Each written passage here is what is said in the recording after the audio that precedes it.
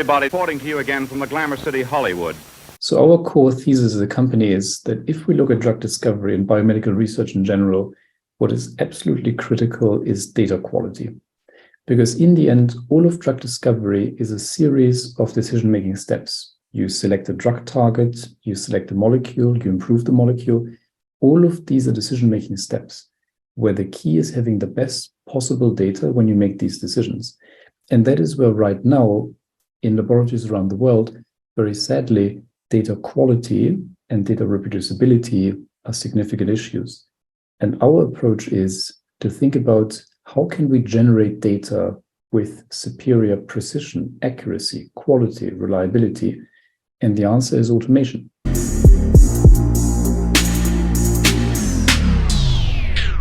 If you love listening to this show, please consider giving a rating and a review on Amazon Alexa or wherever you listen.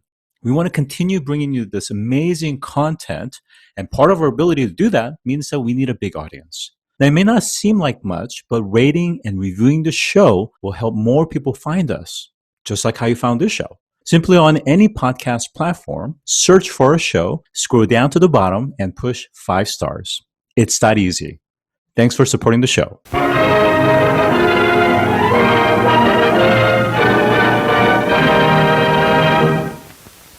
Today, I'm joined by Martin-Immanuel Bittner, CEO of Arctoris. Welcome to the show today. Wonderful to be here. So, Martin, you have a background in medicine, a very accomplished background, MD, as well as a PhD in oncology as a Rhodes Scholar at Oxford. And you were on your way to becoming a clinician scientist working in a research lab to complement your clinical research work and to prepare for a role in that translational medical research area. But you had an aha moment. When you were working in a lab, you noticed that many of the researchers were doing a lot of repetitive manual work, and that was taking away precious time away from their scientific pursuits and ultimately writing papers. And I wonder if you could tell us about that aha moment and how that transformed into the startup that you're leading today. Absolutely. So I think exactly as you said, when you come from a clinical background, you're very much driven by standard operating procedures, by quality control, by doing things in a very efficiency-driven manner. And suddenly kind of in the lab environment, I felt that a lot of the processes that we do as scientists every single day could be enhanced, could be improved, if we were to think about them in a slightly different way. And that for me meant looking at other industries. And over the past 20, 25 years, we've seen so many other industries being transformed by the use of robotics, automation, the cloud, machine-to-machine communication, etc., that I felt there was a real opportunity there. And around that time, I met my co-founder, who's a chemist by background, and then together we said, this is something we want to tackle because we know that in drug discovery, we're facing very long development times, very high development costs. We need to change that. We need to challenge that status quo. And in our ways, in our minds, technology was one way of doing that. And so we started the company. What I find the story very compelling is that in other industries, let's say, for example, computer science, so you have AI researchers, whether it's an academic or in a lab environment. And to your point, for them, every time they need to spin up a new model, it took a lot of manual processes and they had to kind of replicate the same steps over and over again. And it was difficult for them to scale. And of course, over the years, we've seen new startups and new tools that come up to help them to quickly get up to speed so they can test out their hypothesis, run their models, get the results. And it's that best practices that's being applied to your industry that frankly was maybe lagging a bit. So with that, what is Arctoris and what are you guys looking to achieve? So our core thesis as a company is that if we look at drug discovery and biomedical research in general, what is absolutely critical is data quality. Because in the end, all of drug discovery is a series of decision-making steps. You select a drug target, you select a molecule, you improve the molecule. All of these are decision-making steps where the key is having the best possible data when you make these decisions. And that is where right now, in laboratories around the world, very sadly, data quality and data reproducibility are significant issues. And our approach is to think about how can we generate data with superior precision, accuracy, quality, reliability? And the answer is automation. So we built Arctoris as a company that leverages wet lab automation to run a very broad range of experimental processes in an entirely automated fashion. Cell culture, molecular biology, a range of different cell biology readouts, biochemistry, biophysics. It really is about replicating the breadth of modern biomedical research in an automated fashion. Now, the area that you're tackling is both very complex, but also very large as well. And certainly for those companies that's in biotech and biomedical, the route, the journey for that drug discovery, like I said, is not only long, but also very expensive. So in effect, if you have the right processes and tools in place with the automation, you could significantly drop the cost of that drug discovery process, but more importantly, the ability to hit it on the bullseye with a higher probability. Is that correct? Mm-hmm. Absolutely. Because in the end, within drug discovery, it's not just about doing more experiments, it is also about actually finding a better molecule. Because we know that, sadly, even molecules that enter clinical trials only have a very, very small chance of ultimate success, which is becoming an approved drug. So what we actually need to do is find better molecules. And these molecules have to be found in the lab. Because once a molecule enters clinical trials, you don't change it anymore. You just find out whether your thesis was correct or not. But the way to improve it is by having better data, better decisions, and better designs early on, which is exactly where we operate. Now, just to give the audience a kind of a ballpark range, in terms of, let's say, preclinical, clinical 1, 2, and 3, for some of these drug discovery processes and validation processes, what's the kind of capital that's required typically to get it through the full approval process?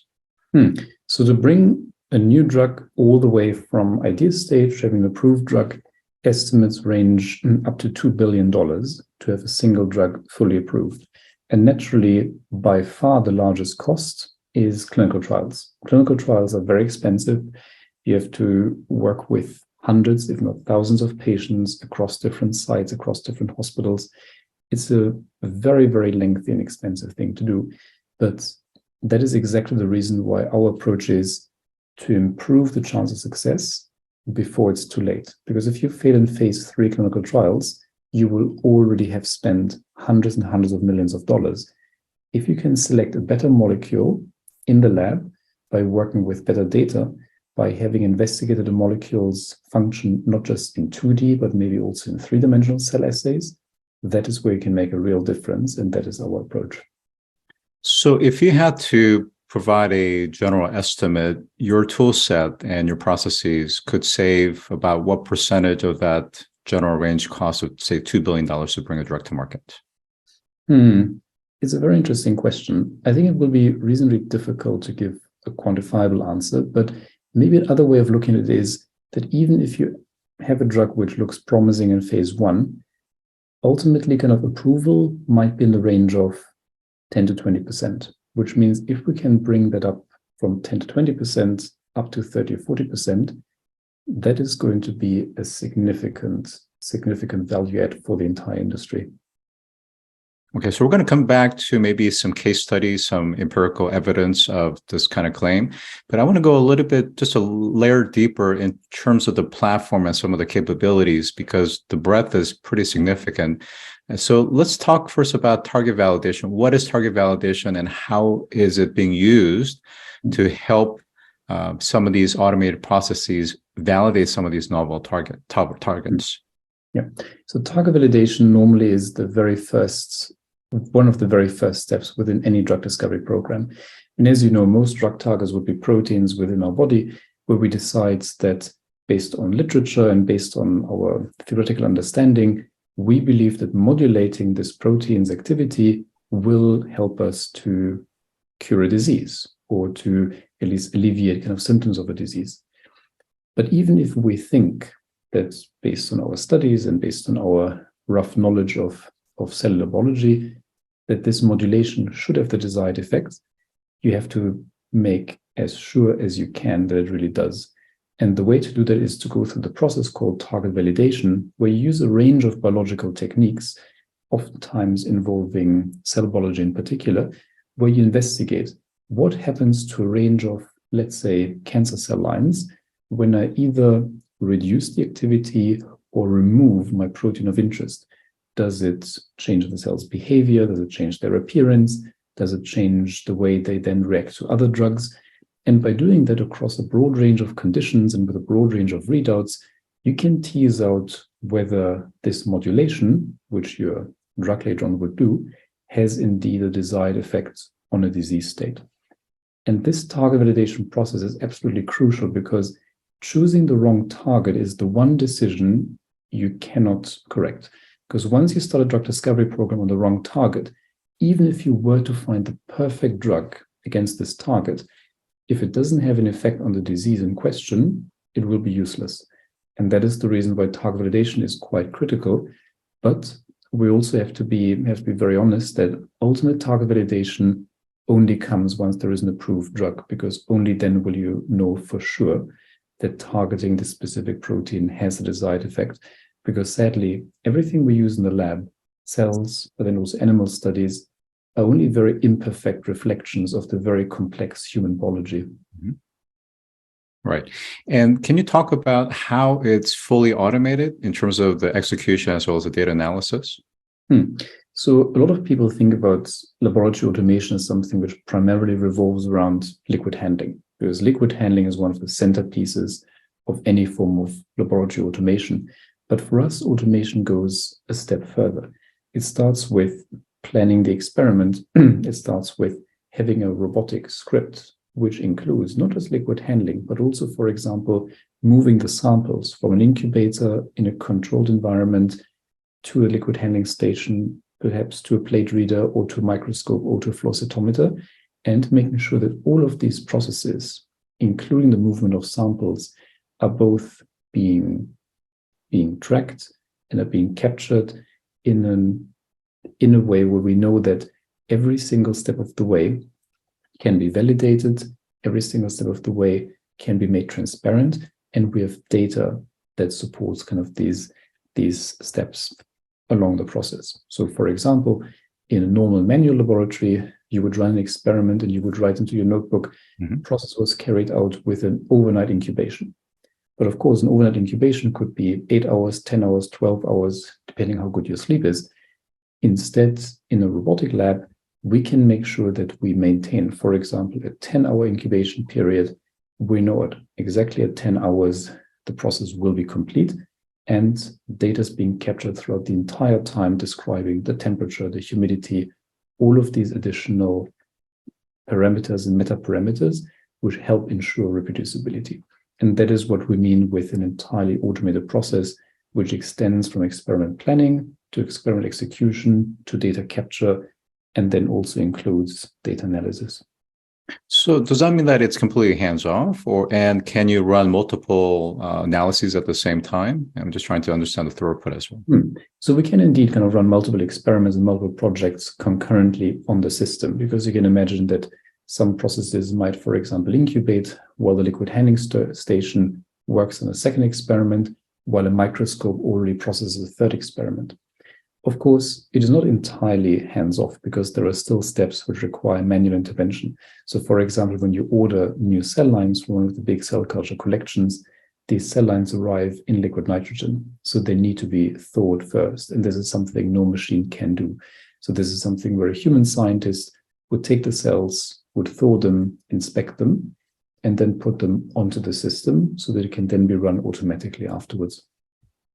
Let's talk about hit finding. What is it, and how is it actually helping to identify novel, develop a drug-like matter? So hit finding is the very next step. After you've validated the target and you've gained confidence that this target is something you want to go after, the next step in small molecule drug discovery is finding hits. You can imagine that the hit is, if we say kind of the target is the lock, then the hit would be the first step in finding a key that would fit into that lock. And there are a million different ways people can approach hit ID. There is high throughput screening, there is virtual screening, there is generative AI. The nice thing is that many of these processes at one point or another will involve a wet lab component, and this is something we can then support, be it for a more conventional screen or be it for validating what a virtual screen or an AI-guided screen has revealed as potential hits. Very interesting. And can you talk a little bit more about in terms of that screening set selection process and the enhanced hit rates? And how do you know that you're enhancing it? And what's the optimization process? So in general, kind of our own approach to hit ID is something which is enabled by our in-house machine learning team. Because what we found is that the wet lab side is something which can very nicely synergize with a very particular school of thoughts on the dry lab side. So over time, we've built our wet lab automation team as well as a machine learning team, where our approach to machine learning is to explore chemical space in a very efficient way, where normally kind of most approaches to hit ID and then kind of to the follow-on hit to lead process have been guided by something called exploitative approaches or exploitative machine learning, where you see a hint of activity and you quite directly go after the activity, which means you only explore a very narrow part of chemical space. We've always seen that there is a huge untapped opportunity to explore a far wider chemical space by leveraging machine learning. And this is where our technology comes in, where we can select areas of chemical space, prioritize those for synthesis and for profiling, learn from them, and based on that learning, suggest the next part of chemical space which we want to explore. So it's very much explorative as opposed to exploitative. And we've done kind of numerous studies where we've seen very attractive hit rates and very attractive molecular designs, which we've seen come out of this type of process, which again synergizes wet lab and dry lab. And this exploratory process, does it have a opportunity to refine as the machine learning system learns over time? And does that mean that the precision hit rate and hit to lead can actually become even faster and better? It is indeed something where every single step of the way builds upon what came before. But I would also say that this process is very much target driven. So if you move from one target to a different target, you will have to explore this chemical space in a different way. Because in the end, once you change the lock, you will need a different pair of keys. And this is something which is therefore driven in a target-specific manner. Okay. Let's talk about lead optimization in terms of ability to drastically shorten the DMTA cycle time. And for those that are listening that are not familiar with that, if you could just provide some definition as well. Absolutely. So the DMTA cycle is one of the centerpieces of drug discovery, where DMTA stands for designing, making, testing, and analyzing a new drug. In this case, the molecules on the way to becoming a new drug. Right now, the DMTA cycle takes a very long time because you have to go through 10 to 12 of these cycles, and each cycle might take weeks, if not months, for human scientists to design the molecule, then for another human scientist to make it, for a third one to test it, and for a couple of others to analyze the data. And our approach is to automate this process as much as possible. And that means using our machine learning to design a new set of molecules, using our robotic lab to automate the testing, the profiling, the characterization of this new molecular matter, and taking the resulting data as input for our data analysis platform. In other words, 3 out of these 4 steps we have already automated, apart from chemical synthesis. And that is a space where there's a lot of research going on, both in academic settings as well as in a more industrial setting, because automating chemical synthesis has been quite elusive for some time. But it is something where I believe kind of the journey is going towards that quite rapidly as well. So we're going to get to the preclinical, which is the exciting part, and this in regards to comprehensive pharmacokinetics and pharmacodynamics, and of course the toxicology assessment as well. Tell us about that, and how are you able to involve both the vitro as well as in vivo studies? So I have to make it very clear that we're not an in vivo laboratory. It's not really that feasible kind of to automate mice, which is why we've refrained from doing so. So instead, our focus has always been on the in vitro side. But what has happened over the past few years is that many smart scientists have pushed the boundaries in terms of exploring new in vitro models, which are more complex and physiologically more relevant compared to very old school two-dimensional cell models. And we've built kind of on these shoulders of giants. And what we've done is we've automated many of these processes and many of these approaches to enable both our scientists and our partners' scientists to leverage these models when they evaluate molecules. So instead of going from 2D cell models directly into animals, what we can do is we can use organoids, spheroids, cold culture models, primary cell models, a broad range of techniques and technologies which provide us with further data and further confidence before a molecule would then move into in vivo evaluation, which then happens with a partner organization, but not within our labs. Thank you so much for providing an overview of your platform. I want to get into a more practical question, which is pharmaceutical industry isn't always necessarily embracing the latest, greatest tools and approaches per se, even though they may be aware of it. So when you present your solution set to potential pharmaceutical customers or clients, what's the receptivity? So over the past 2 or 3 years, we've seen two things happen. One is, of course, as a company, we've now established ourselves in the industry. And by now we have a range of partners from North America to Europe to Asia Pacific who work with our platform, our team, and we're extremely happy. And this includes top 10 pharma companies, leading biotech companies, many AI companies, where we provide them with the data which powers their algorithms and powers their machine learning models. So having seen this journey of adoption is something which, of course, gives us kind of great joy and pride. But there's also a very clear macro trend, which is the increasing realization in the industry how critical data and data quality is. 5 years ago, people would have shrugged their shoulders when you asked them about why don't you automate experiments. It simply wasn't seen as an urgency or necessity. Today, the conversation is very different. And that's also something which you can see when you look at companies like In Sitro, Recursion, In Silico Medicine, that have raised large amounts of money to build in-house robotic labs to power their machine learning. Because the realization is that for any machine learning model, for any AI model, the quality and availability of the input data is critical. And that is something where automation provides real benefits. So tell us a little bit about the competitive landscape and where you guys stack up. So in general, kind of there's a few players that have also been developing automated solutions, either on the services side or purely to power the in-house drug discovery. But I think for most biotech and pharma companies, it still comes down to asking themselves, do I want to do this with a conventional CRO, or do I want to do this with a partner like Arctoris?